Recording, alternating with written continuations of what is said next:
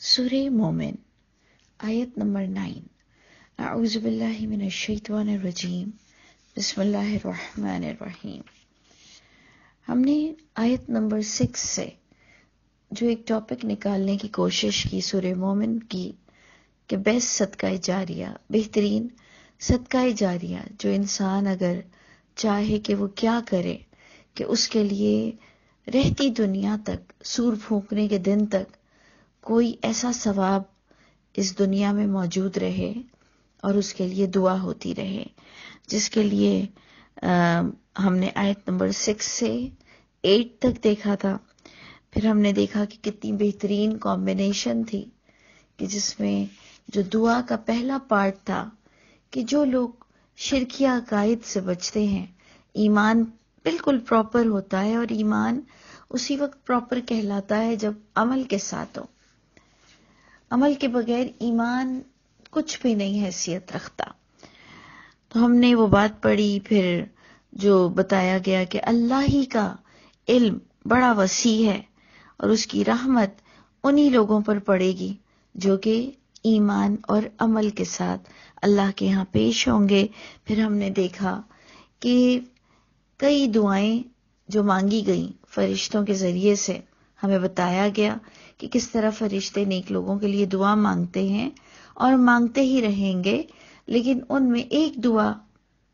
زندہ کے لیے اور مردہ کے لیے، دونوں کے لیے تھی، جبکہ تمام دعائیں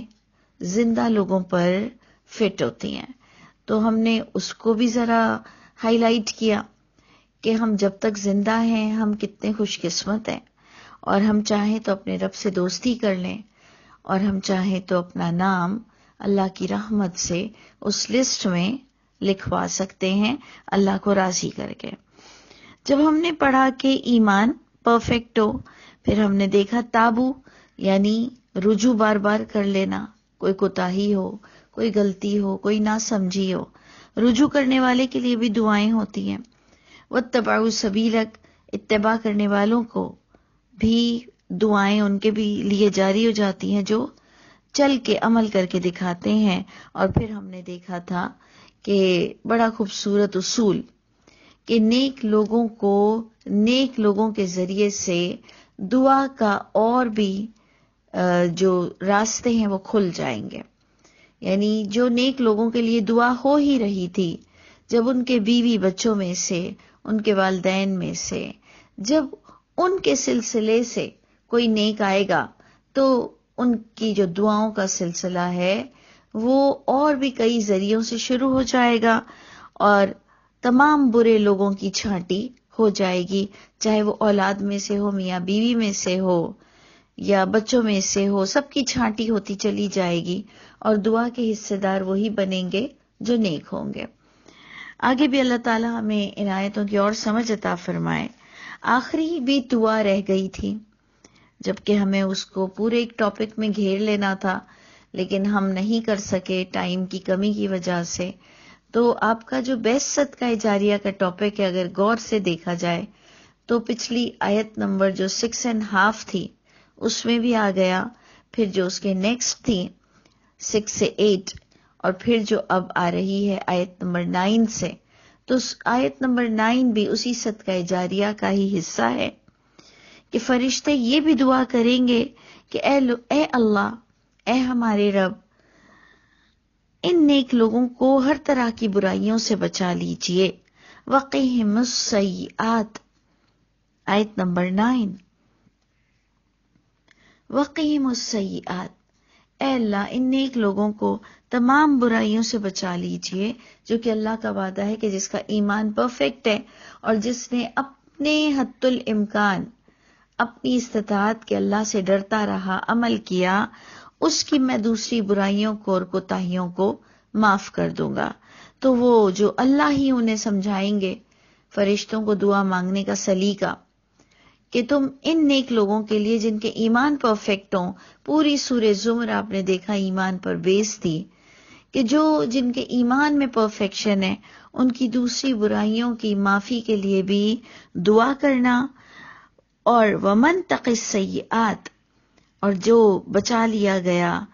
बुराइयों से यौमा इज़िन, उस दिन, क़यामत के दिन, जिसको अल्लाह ताला ने उसके आमाल नामे देखे, क्योंकि वसीअत कुल्ल शैइन रहमतन व इल्मा। हमने ये अल्लाह ताला की सिफ्त आयत नंबर 7 में देखी थी कि ए हमारे रब, वसी है हर चीज पर रहमत और इल्म आपका, यानी आप फैसला करेंगे, आप ये नाम हमें बताते हैं, हम दुआ करते हैं आपके हुक्म से। यानी आपने देखा टोटल अथॉरिटी यहां पर भी, फरिश्तों की दुआ जरूर है लेकिन अथॉरिटी अल्लाह की है। तो अब जनाब अल्लाह फरमा रहे हैं कि जो बचा लिया गया उस कयामत के दिन की बुराई से, फक़द रहिमतहू, बस यकीनन रहमत बरस गई उस पर। जिसे अल्लाह जहन्नुम से बचा ले और उसे अभी बेहतरीन स्टैंडर्ड भी ना दे, सिर्फ उसको जहन्नुम की आग उस पर हराम हो जाए, सिर्फ उसके बुरे फैसले को खत्म कर दिया जाए, फकत उसकी दूसरी बुराइयों को, जो कि हम इंसान होने के नाते बहुत कर जाते हैं। अगर ईमान परफेक्ट है तो अल्लाह का वादा है मैं दूसरी बुराइयों को दूर कर दूंगा। तो अल्लाह फरमाते हैं जिस दिन अल्लाह ने उन सबको क्लियर कर दिया, बस वो सबसे बड़ी रहमत है कि वज़ालिका हुवल फौजुल अज़ीम, और यही बहुत बड़ी कामयाबी कहलाएगी कि अगर हम जहन्नुम की आग से बच जाएं। अभी जन्नत के स्टैंडर्ड को तो हमने मालूम ही नहीं किया, उसकी नेमतों को तो अभी हमने मालूम ही नहीं किया, अगर तब भी सिर्फ इतना भी पता चल जाए कि हम आग से बचा लिए गए, तो अल्लाह फरमाते हैं बहुत बड़ी कामयाबी से तुम हमकिनार हो जाओगे। अब जनाब ये टॉपिक तो हमने इस वक्त एंड किया और अब ये बताया जा रहा है कि ये दुआ के मुस्तहिक कौन नहीं होंगे। वैसे तो हमें इसका वाइस वर्से के तहत यही पूरी चीजें, अगर हम इन दुआओं को, इन आयतों को, इन बातों को कि जो रुजू नहीं करता, तौबा नहीं करता, इत्तिबा कर कर, अमल कर कर शुहदा लन्नास नहीं बनता, जिसके ईमान में एरर है, तो वो जन्नत में नहीं जाएगा,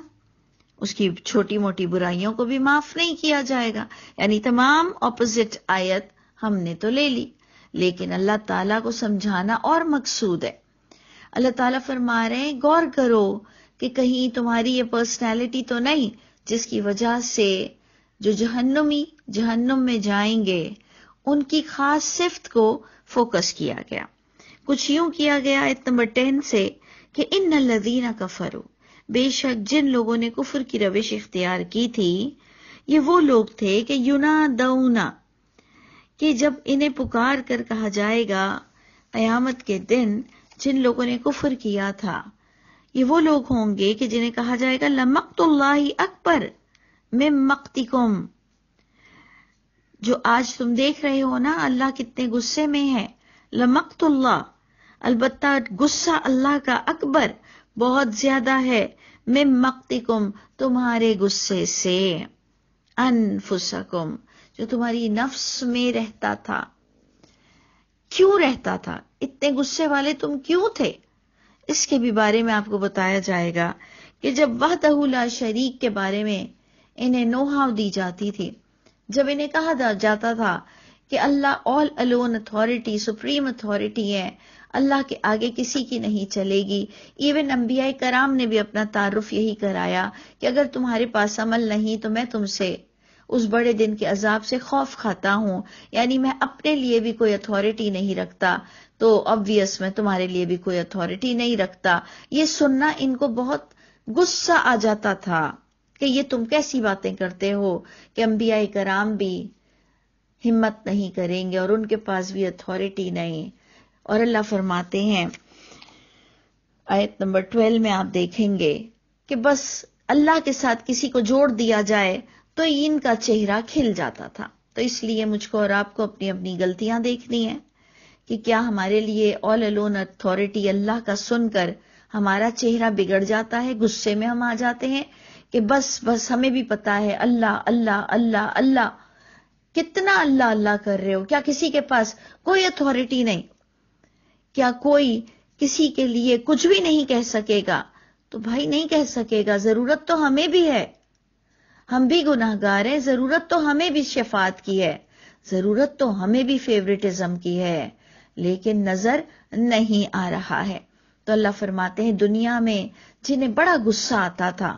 اللہ کے بارے میں سن کر کہ اللہ کے علاوہ کسی کے پاس کوئی اتھارٹی نہیں، جبکہ یہ نبیوں کے عاشق بھی بنے پھرتے تھے، جبکہ یہ الہامی کتاب کو چوم چوم کر بھی رکھتے تھے، لیکن انہیں نہ سمجھنا تھا اور نہ اپنے باپ داداؤں کے اور اپنے بزرگوں کے طریقوں کو چھوڑنا تھا، کیونکہ جب قرآن بندہ کلیئر پڑھ لے تو اسے سب کی حقیقت واضح ہو جاتی ہے۔ تو اللہ تعالیٰ پکار کر کہیں گے اور انہیں بتایا جائے گا کہ البتہ اللہ کا غصہ بہت بڑا ہے آج تمہارے غصے سے، جو تم بڑا اپنی نفس میں غصہ رکھتے تھے۔ استدعون الی الایمان، جب تمہیں پکارا جاتا تھا ایمان کی طرف، یعنی الہامی کتاب کی طرف، جب تمہیں اس سے ایمان دیا جاتا تھا، فتکفرون، تم اپنی روایتیں، حدیثیں، اپنی جھوٹی من گھڑت کتابوں کو دیکھ کر کہتے تھے تو کیا یہ سب غلط ہے؟ کیا انہیں عقل نہیں ہے اور تمہیں عقل آ گئی ہے؟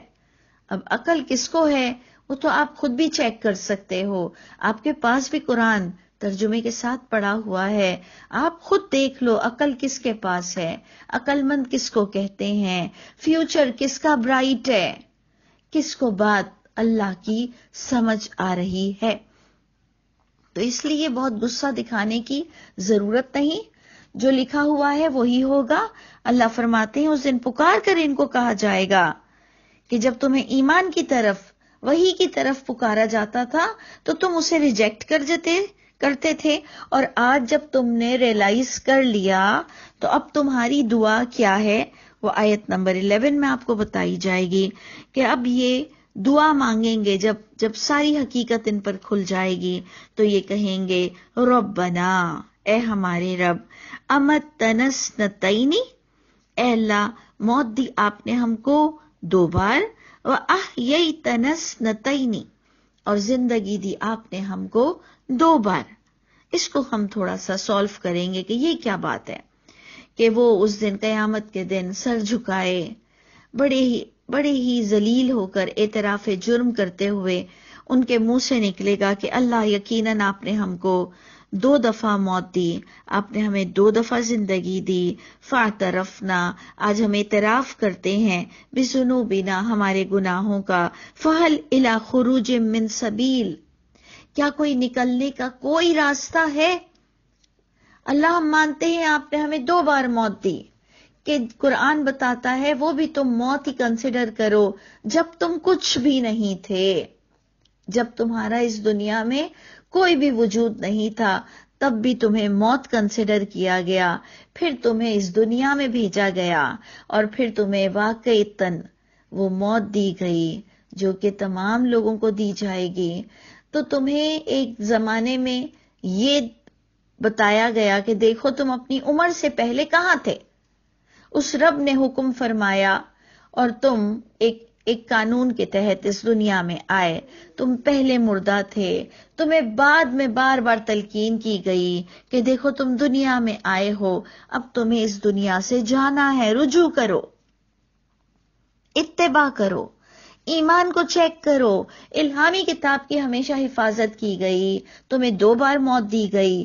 تمہیں 2 بار زندگی دی گئی، یعنی تم جب اپنی ماں کے پیٹ سے نکلے تب تمہیں ایک زندگی دی گئی اور آج تمہیں قیامت کے دن اٹھا کر پھر زندگی ملی ہے، تو تم نے اس سے فائدہ کیوں نہیں اٹھایا؟ تو گناہگار خود ہی اعتراف جرم کرتے ہوئے، آپ نے دیکھا ہے کہ اعتراف جرم کا ایک اور طریقہ ہے کہ ہم سامنے والے کی تعریف کرنے لگ جاتے ہیں کہ واقعی تم نے میرے ساتھ اتنا درگزر کا معاملہ کیا، میں ہی گناہگار تھی، میں نے تمہیں سمجھا نہیں، اب مجھے سمجھ آ گیا۔ لیکن قیامت کے بعد اعتراف جرم کام نہیں آئے گا۔ یہ بھی اگر آپ پورے قرآن سے ٹیلی کر لیں، اور باقاعدہ میں اس کی حتمی رائے دے سکتی ہوں اپنے طور پر، جو میں نے پورے قرآن کو سمجھا، بار بار سمجھا، اب بھی سمجھ رہی ہوں کہ قیامت کے دن اعتراف جرم کام نہیں آئے گا۔ تو وہ اللہ سے قیامت کے دن کہیں گے اللہ واقعی ہم نے لاس کیا، ہم نے اپنے وقت کو گنوا دیا. کیا اب اعتراف جرم کے بعد نکلنے کی کوئی چانسز ہے؟ جس کا جواب آپ کو پورے قرآن میں مل جائے گا کہ نیور، کوئی بھی ایسے چانس نہیں ہے کہ اب تمہاری اصلاح ہو سکے. اس لیے ہمیں یہ آیتیں بتائی جا رہی ہیں. اور آگے اس کا آنسر بھی کچھ اسی طرح سے آیت نمبر 12 میں دیا جا رہا ہے کہ ذالکم، یہ تمہارا اعتراف جرم، یہ تمہارا گڑ گڑانا، یہ تمہارا آج مجرم کی حیثیت سے پیش ہونا، بِأَنَّهُ، یہ بے شک اسی وجہ سے تم آج مجرم ٹھہرائے گئے کہ اذا دعی اللہ وحدہ، کہ تمہیں کتنا سمجھایا جاتا تھا اذا دعی اللہ، جب پکارا جاتا تھا، جب دعوت دی جاتی تھی اللہ وحدہ کی، اس واحد اللہ کے بارے میں، کفرتم، تمہیں اتنا برا لگتا تھا، اتنا غصہ آتا تھا اور تم کفر کر جاتے تھے. اپنے اجماع، تواتر، والدین، علماء، کلچر، سب لوگوں کے حوالے دیتے ہوئے تم انکار کر جاتے تھے جب تمہیں وحدہ لا شریک کی طرف بلایا جاتا تھا. وَإِن يُشْرَكْ، اللہ تعالیٰ دیکھیں ہمیں اپنی بیماری سے آگاہ کر رہے ہیں کہ وَإِن يُشْرَكْ، اور جب بھی کسی کو ایسوسیٹ کر دیا جاتا تھا. عیسائیوں نے خدا کی اولاد بنائی، یہودیوں نے بھی قرآن میں اپنی اپنی کتاب میں، یہودیوں نے اپنی الہامی کتاب میں تحریف کی، خدا کی اولاد بنائی اور وہی شفاعت کرنے والے بنائے نبیوں کو. انہوں نے اس طرح کا شرک کیا. اور آج ہمارے مسلمانوں نے محمد صلی اللہ علیہ وسلم پر بے انتہا جھوٹ بولا، جھوٹی روایتوں کے انبار لگا دیے جس میں یہ تلقین کی گئی کہ وہ کتنے کام آئیں گے تم کو، وہ اپنے امتی کو کتنا بچا لیں گے، اور جو کہ قرآن سے ثابت نہیں ہو رہا ہے. میں بار بار آپ کو بتاتی ہوں، کیا شفاعت کی ضرورت ہمیں نہیں پڑے گی؟ کیا ہمیں اس کی ضرورت نہیں کہ قیامت کے دن کوئی ہمارا واقعی اور بھی ساتھی نکل آئے؟